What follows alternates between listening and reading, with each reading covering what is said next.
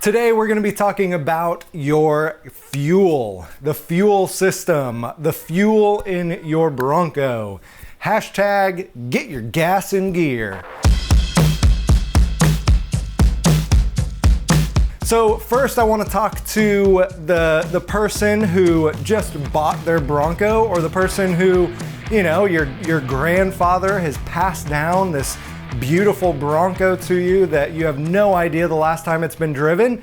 Gas is important, and I know you know that, but bad gas is really bad. So before you go and you try to start your Bronco and you don't know how long it's been sitting, wait, drain the gas, put in some new stuff.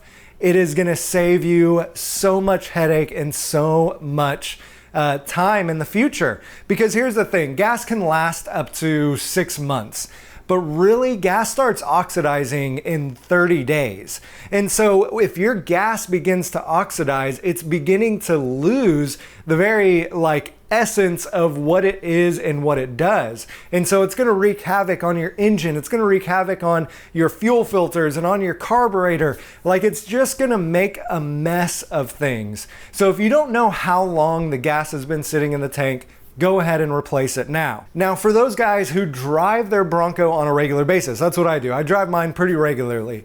Now, when I bought my Bronco, it came with 2 fuel tanks, and I thought this was awesome at first. You just fill them both up at the gas station, then when one starts going low, you just switch it over and it's perfect. Well, here's the thing. What ended up happening was I didn't know how long the gas had been sitting in the auxiliary tank, or in the main tank if I was running the auxiliary tank. And so I was always trying to keep up with how long has the gas been in there? Is it still good?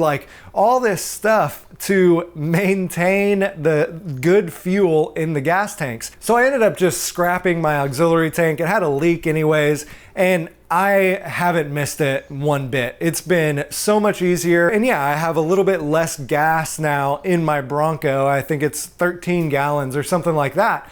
But the thing is it's easier to maintain, it's easier to keep in your mind. Now there's a cool product that I want to recommend. It's called Stable. And if you're going to pull your Bronco in your garage for the winter and not drive it, this is a great thing to put into your fuel tank because it helps keep the gas stable. It keeps it from oxidizing and beginning to get bad. So check that out, a cheap little product, but it's definitely something to consider if your Bronco is going to sit for a while. So the next thing that you want to check is you want to check your fuel filters. Now there's a fuel filter that screws into the carburetor that your fuel line actually runs to. And this fuel line runs down to the mechanical pump on your engine. Now the fuel filter that goes to your carburetor, it's like a $5 piece. So I'll put a link in the description below to that one that you can buy on Amazon.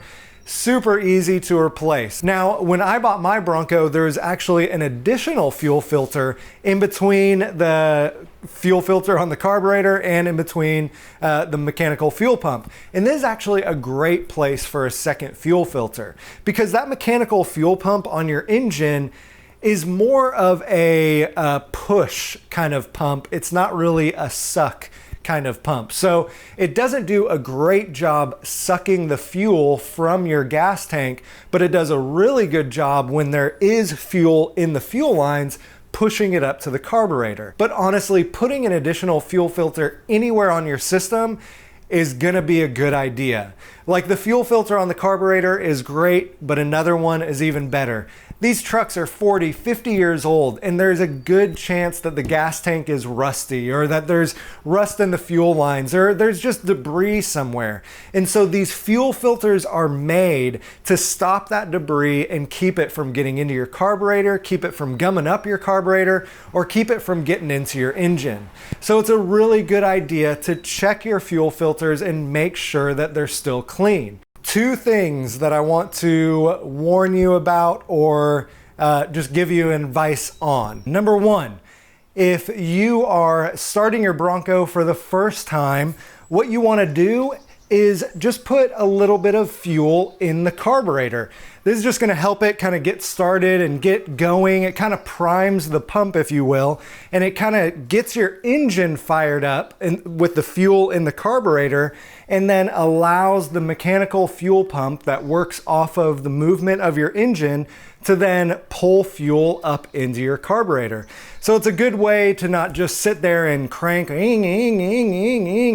to get the fuel to draw up from your fuel tank. Just pour a little bit right in the bowl, and that will help you get started. Number 2, do not over tighten the fuel filter when you're putting it into your carburetor.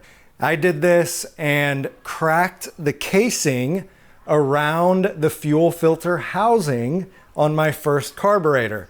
So you definitely do not want to over tighten it. You want to get it snug so that it's not leaking any fuel all over your engine, but you do not want to over tighten it. So for those guys who are replacing this fuel filter for the first time, make sure to use caution when you are replacing that. You don't want to have to buy a new carburetor as well in the process. If you found any of this information helpful, there's a link in the description below to download the Better Bronco Challenge PDF. Go ahead and download it. It's free, it's for you, and follow the steps to have a better Bronco. But here's the thing, if you really want to get serious about this, there's a video series at betterbronco.com, and you can buy the entire series and go through all of the steps that hundreds of people have gone through to get their Broncos in the best shape that it's been in for years. Thanks for watching, and I will see you next time.